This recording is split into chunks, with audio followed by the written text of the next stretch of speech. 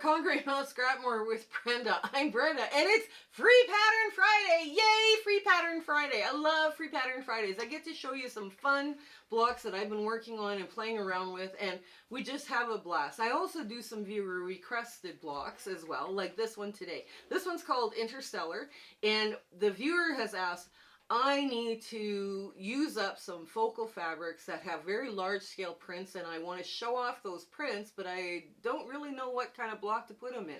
So here's another one. This one's going to be fun. We're going to do. Now, first, before we get anywhere, the shout out. The shout out today is Shalynn at The Quilting Tale. Now, she is running a Farmer's Wife sampler sew-along. So you have to buy the books from the Farmer's Wife there. But wow, are those blocks ever gorgeous. And she's doing some amazing storytelling before she actually gets into the block. So it's kind of a really cool quilt story that she tells about the block before you actually start sewing the block. So if you want to learn some history about these blocks that we're also enthralled with, you know, that's a great channel to check out. Go show her some love and some encouragement. Now, the other thing you're going to find in the show notes, of course, is our Facebook group. It is growing rapidly. We do all the same things other Facebook groups do, like show pictures and ask questions and all the rest. We have several community chats going. We have fabric swaps, and we now have a virtual sewing room that's open 24 hours a day under Discord. So we are just, it is such a blast in there, and some of it's new, and there's some challenges on learning how to get into and out of Discord, but we're having fun with it. So if you have an opportunity and you're part of that Facebook community, please come join, and then you can join our Discord group as well for virtual sew dates. We also have Zoom sew dates it's usually the first Saturday of the month.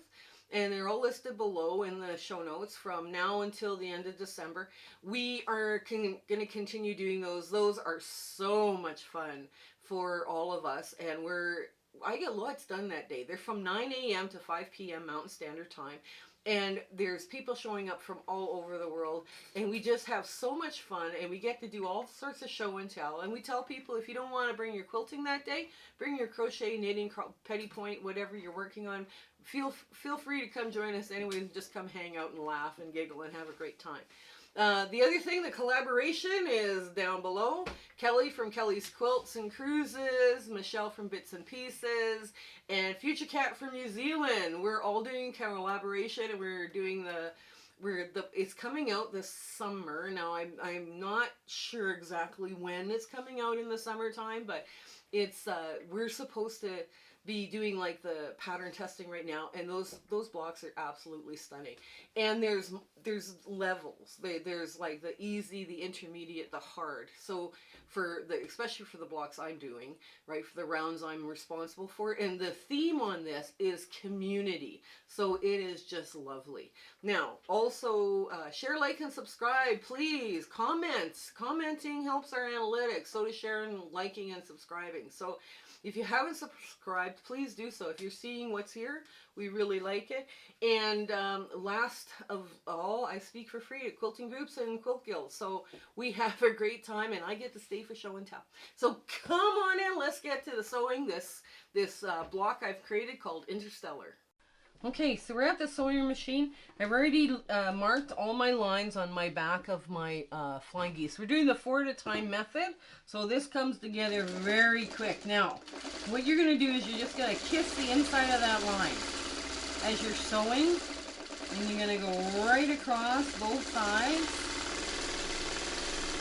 and flip. I was so happy when I saw this. I was like, ooh, I have enough scrap fabric big enough to show this. And I don't normally get to do that very often, so I'm excited about showing you this block. Normally I have to do flying geese because I'm working with smaller scraps with the 1 at a time method. And it's kind of,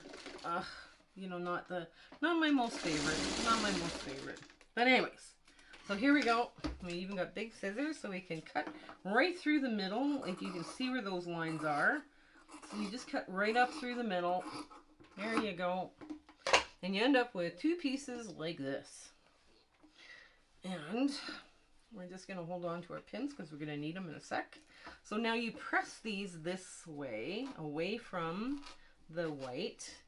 See, we're making a white goose with colored sky, right? So that's probably what's confused people too. It's like, what do you mean why are you doing that? This is one of those cute little blocks. I thought of this idea and I was like, I imagine other people have done this, but they've called it something else. But okay, so here we go. Pin on this side, pin on that side, and I'm going to pin the other one right away too. Now, these are measure 3.5 by 6.5 inch geese when we're done, so that's nice. And the last couple of times I've done this, I've not had to do any trimming. I was like, wow, there's no trimming. And I'm like, I was trimming off threads, literally, like barely worth my time to go and take it and trim it. That's how little was left on here. So just give it a pull out, kissing the inside of that line. Remember, that's not the outside of the line, the inside of the line. And that puts you right in the ballpark for where you need to be. So let's get this one started. There we go. I'll get this out of the way.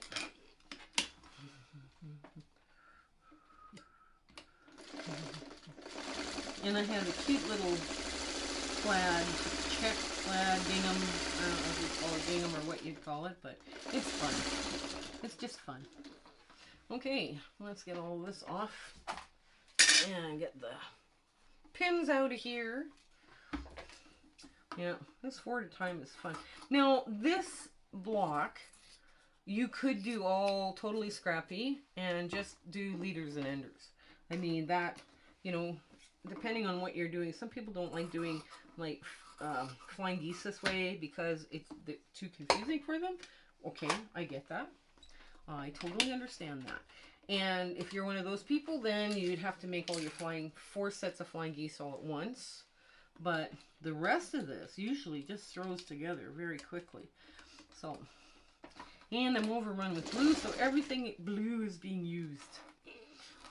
So the last time I did I'm just going to trim off my dog ears because I can, and hopefully it'll all work. Okay, and now I've got these to run through. There we go. Give it a good press, it'll be gorgeous. Oops. And another dog ear. Oh, I guess I should line this up for what you guys are going to see. Okay. Can you see that coming together, that block? There.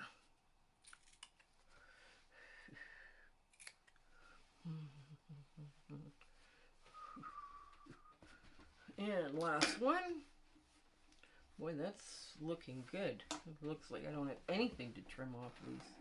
Wow, okay. Alright, we'll wing it. We won't trim.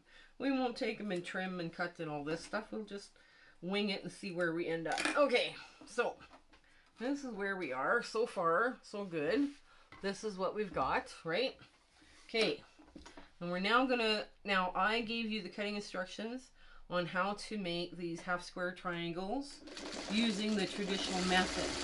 I use that easy angle ruler, so I only had to cut 3.5 inch strips out of both my low volume and my gingham, my low volume and my gingham, and we were good to go. And the best thing about that easy angle ruler is it's fast. It makes half square triangles very quickly. So if you're still on the fence about it, this, yeah, I'm gonna say I was so impressed with it when I did buy it. I for the longest time too, I kind of thought, oh, another gizmo. Oh, do I need another gizmo? And I should have bought that gizmo years ago. It would have saved me hours. But anyway, so okay, so here we are. We've got all that done. Now I'm going to trim off the other triangle, the dog ear on the other side before I press them to the dark, because I'm going to finger press to the dark. Okay. Now, I finger press a little, I cut a little deep, not at a right angle, but that's okay. So now, this is what that looks like. This is what it's going to look like. So this is a very fun little block and very simple. It's cute. Just absolutely darling for a focal fabric. I picked a tulle that was in blue that I thought was just darling. So now we're going to assemble this just like a 4-patch. Just like a 4-patch. Very quick, very simple. And I've got the right foot on. Here we go.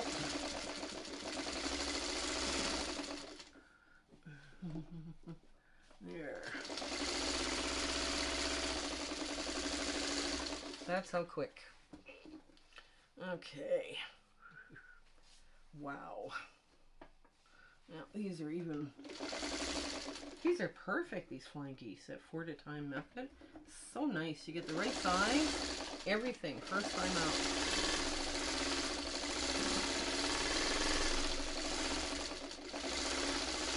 There we go. And there. There we go.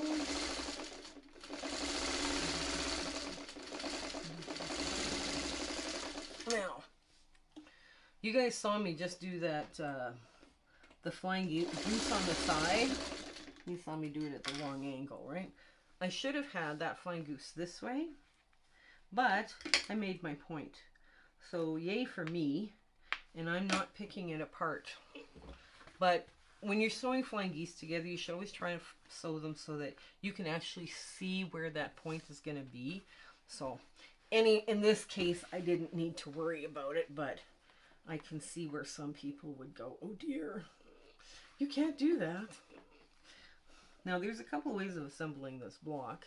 Some people do the 4-at-a-time geese, and they make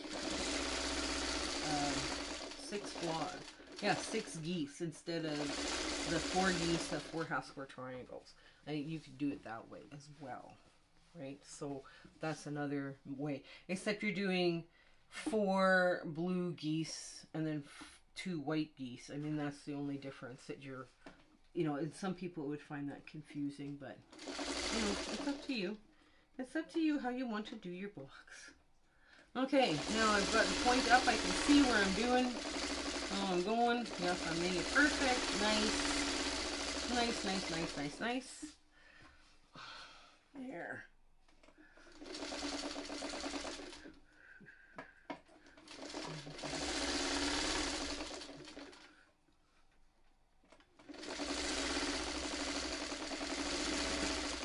No. Oh. Okay.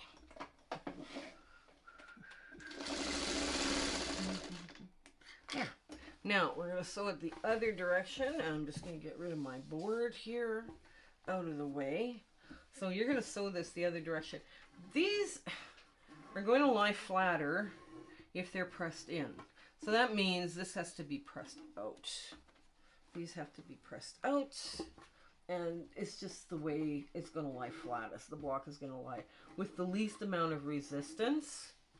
But you see where I say the 2 blue flying geese and the 4 blue flying geese and the 2 white. That's the other way of assembling this. It's just preference on how you like to do stuff, right? Okay. Come on. Why is it not taking this long? Oh, there it is.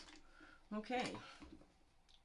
My feed dogs need cleaning because I have been doing a lot of sewing lately. Oh, good grief. Okay, well that's alright. They've worked hard, they deserve a good cleaning. Okay, now I line up that corner here, and I want to catch the top of my goose so I don't lose it. Yes, I did. Perfect. It's always easier to... There.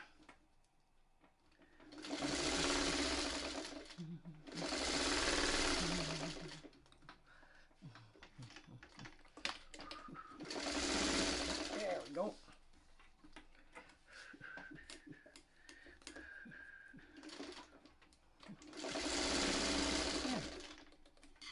And the last seam, because this comes together so quick, as like a 9 patch. That's kind of cute, actually. It's a cutie patootie 9 patch. Oh, and again, yeah, my few dogs need a good overhaul cleaning, because they probably just jammed up with stuff and fluff. Well, that's okay. I don't have problems with these vintage machines because they're very simple to take care of. You oil them after 8 hours of use, which, I mean, in a couple of days I usually put on more than 8 hours, and then you keep them clean. And then you take them in once a year to the spa, the sewing machine spa, and they get all the inner lubricant packed in place. And once a month you suck all the fluff out of them, right? So they're really easy to maintain, and they sew beautifully, and I just don't have a problem with. Okay, well now these are going to lie flatter when you go in, when they're all pressed into that 6.5 inch square here of your focal fabric. And I'm going to just take it and give it a quick little press before we do our big ta-da moment. Okay. So here's our cute little ta-da moment here. This block is perfect for large scale focal. I did find some tulle that I thought, oh, this would be so cute in, right? And you know, like we all have fabrics like this kicking around our sewing room and we don't really know what to do with them. Well, here's a nice, easy, simple block. You guys saw how fast this was to put together. The 4 at a time flying geese help speed the process along. However, you know, you could do this by a leader ender method, right? It doesn't necessarily, all of these sides don't have to match. You can do totally scrappy as well. It would look lovely. So anyways, I hope you give this one a try. It was lots of fun to sew up for you. And I hope life is treating you grand and you have an absolutely beautiful and cheerful week ahead. Okay, take care until we see each other again. Okay, bye. Hello again. We just want to thank you for enjoying our video and, you know, coming along with my husband and my YouTube adventure and quilting. And, you know, sometimes things don't work out as best they should, and sometimes they work out great. We're going, wow, that went well. But it's been an amazing journey, and I'm so glad I could share it with you. Share, like, and subscribe these videos. That really helps us out, and it helps us make more charity quilts, okay? So you guys take care until we have a chance to meet again, okay? Bye!